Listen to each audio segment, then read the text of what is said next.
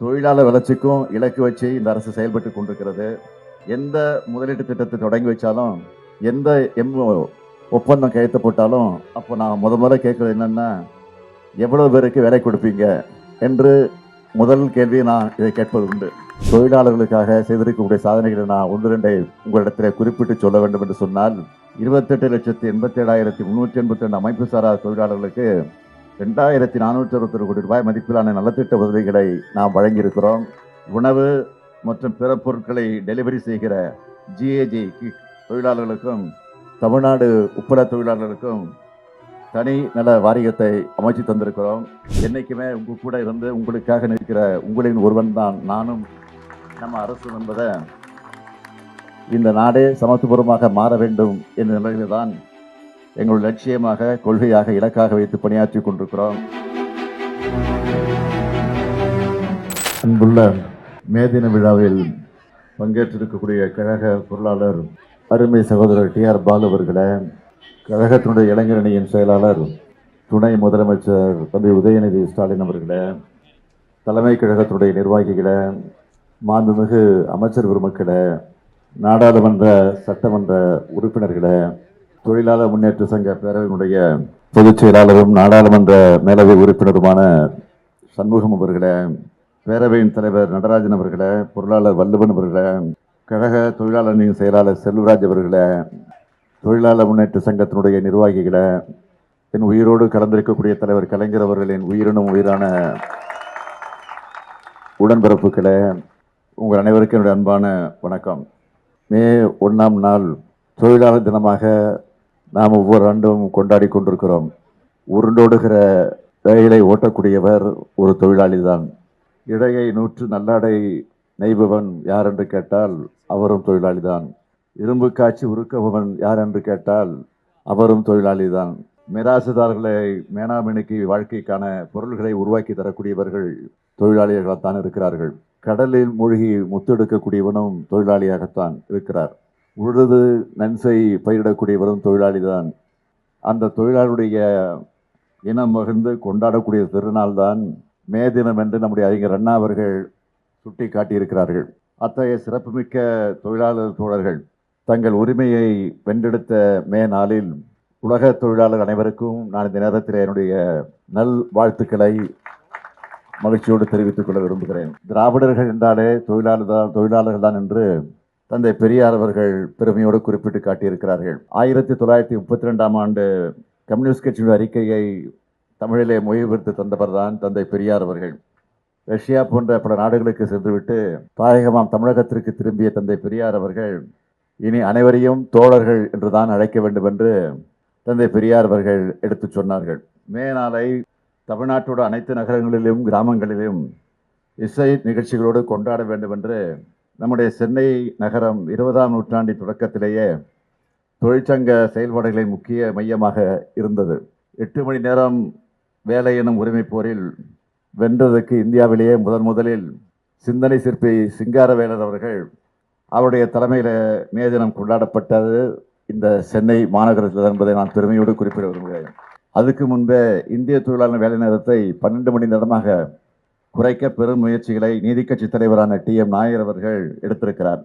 உழைப்புக்கு மதிப்பளித்து உண்மையாக இருக்க வேண்டும் என்று சொன்னால் உழைப்பவனுக்கு முதலில் மதிப்பளிக்க வேண்டும் என்றார் பேரறிஞர் அண்ணா அவர்கள். அதன்படியே 1967ஆம் ஆண்டு தமிழ்நாட்டிலே திராவிட முன்னேற்ற கழகம் வெற்றி பெற்று அண்ணா தலைமையில் ஆட்சி அமைந்தவுடனே மே 1 அன்று ஊதியத்தோடு கூடிய விடுமுறையை அண்ணா அவர்கள் கொண்டு வந்தார்கள். அதற்கு பிறகு பொறுப்பேற்ற தலைவர் கலைஞர் அவர்கள் அந்த மே 1 விடுமுறை நாளை சட்டமாக்கி தந்தார் நம்முடைய தலைவர் கலைஞர் அவர்கள்.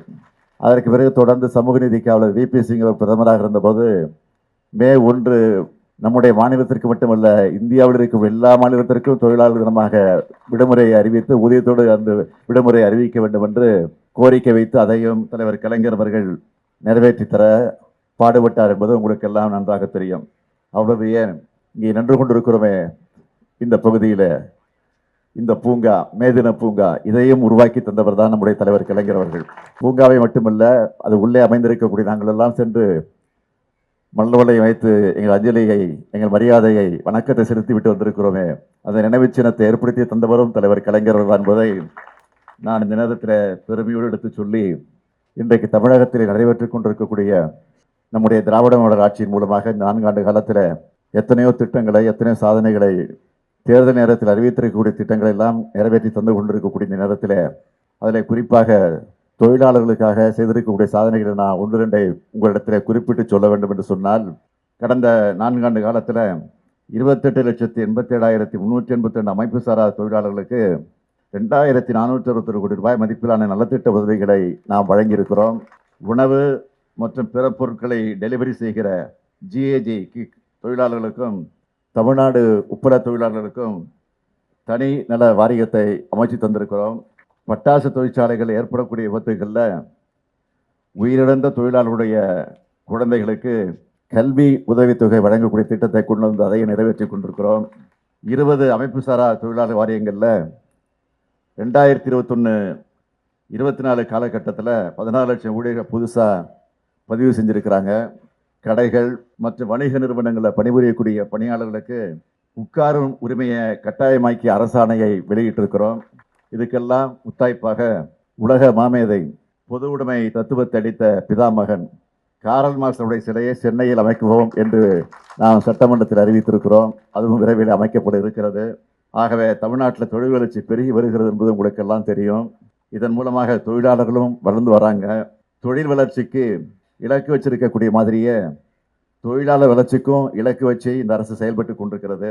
எந்த முதலீட்டு திட்டத்தை தொடங்கி வச்சாலும், எந்த ஒப்பந்தம் கையெழுத்து போட்டாலும், அப்போ நான் முதல்ல கேட்குறது என்னென்னா, எவ்வளோ பேருக்கு வேலை கொடுப்பீங்க என்று முதல் கேள்வி நான் இதை கேட்பது உண்டு. ஆக வேலை தருபவர் பணியாளரிடையே இருக்கக்கூடிய உறவை சமரசத்தின் மூலமாக நாம் சமப்படுத்தி கொண்டிருக்கிறோம். பிரச்சனைகளை பேச்சுவார்த்தை மூலமாக முடிவுக்கு கொண்டு வரணும். அப்படித்தான் இந்த அரசு செயல்பட்டு கொண்டிருக்கிறது. இது சாமானிய மக்களுக்காக, சாமானிய ஆட்சி என்பதை யாரும் மறந்துவிட வேண்டாம்.